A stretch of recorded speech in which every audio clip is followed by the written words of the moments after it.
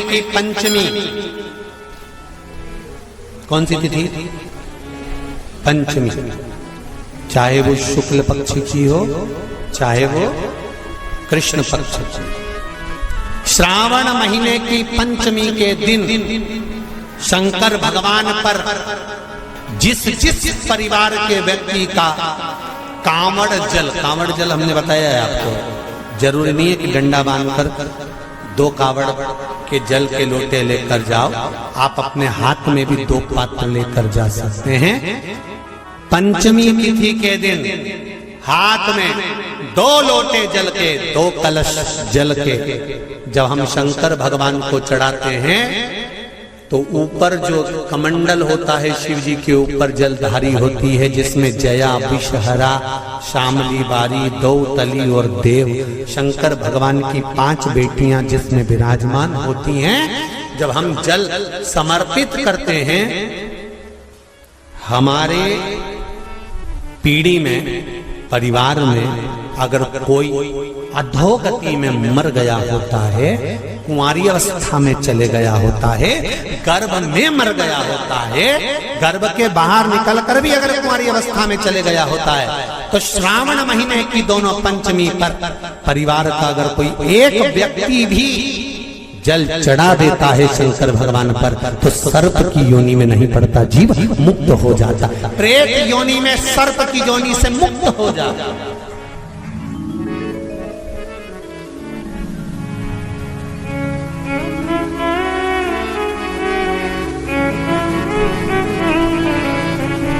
महाराज, हमारे यहाँ सांपों की पूजन कौन से दिन होती है, कौन सी तिथि में करते हैं? जम के बोलो जरा। नाग पंचमी। नाग पंचमी का मतलब क्या है? सांपों की पूजन करो। नाग पंचमी का मतलब होता है शंकर जी के मंदिर में जाकर 1 लोटा जल समर्पित कर दो। उसका कारण क्या है कि हमारे परिवार में, हमारे कुटुंब में कोई कुटुंब में, परिवार में कोई 7 पीढ़ी के अंतर्गत भी अगर कोई जीव तड़प रहा होता है, पड़ा हुआ होता है, उसकी मुक्ति नहीं होती है, तो पंचमी का चढ़ा हुआ जल उस जीव को प्राप्त हो जाता है और वो जीव तर जाता है, उसका फिर जन्म नहीं होता, वो तर, इसको मुक्तता का,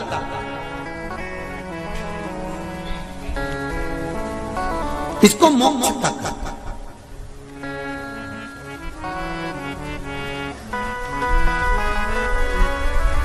ये मुक्ति, ये मोक्ष, इसी से कहेंगे कि ये मुक्तता।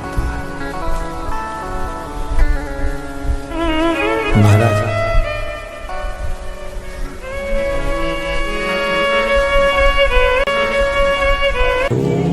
चाहे नाग पंचमी हो, चाहे श्रावण महीने की शुक्ल पक्ष की, चाहे कृष्ण पक्ष की पंचमी हो, और समझ लो अच्छे से,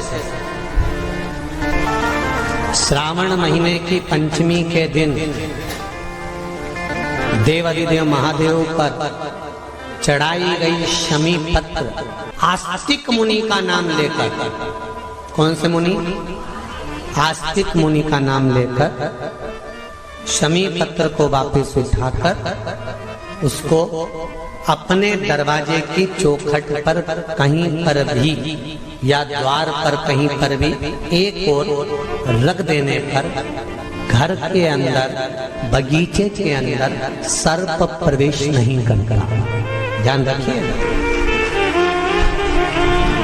सर्प प्रवेश नहीं करेगा।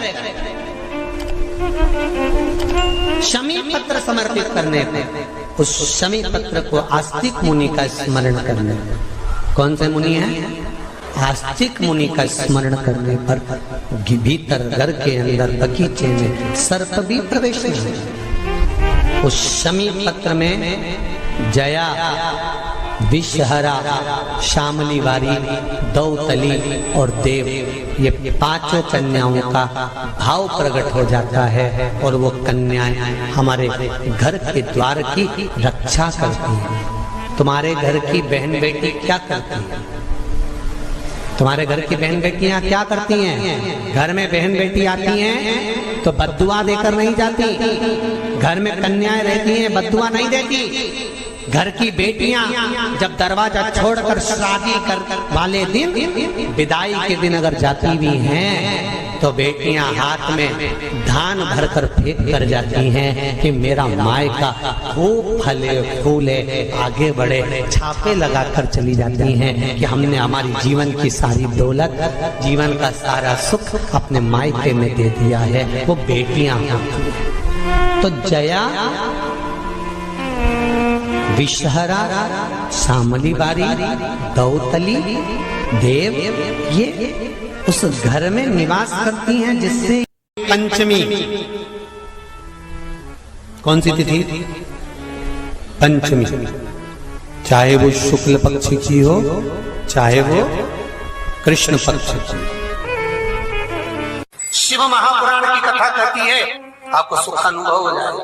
कार्य सिद्ध जिंदगी में कभी संपदा कम नहीं हो सकती, संपदा बढ़ती चली जाती है। संपदा घट नहीं सकती, बढ़ेगी और घटेगी। कष्ट नहीं आ सकता, रोग बीमारी तकलीफ नहीं आ सकती। आपके लिए तो लाभदायक है, समझ लो ये कथा।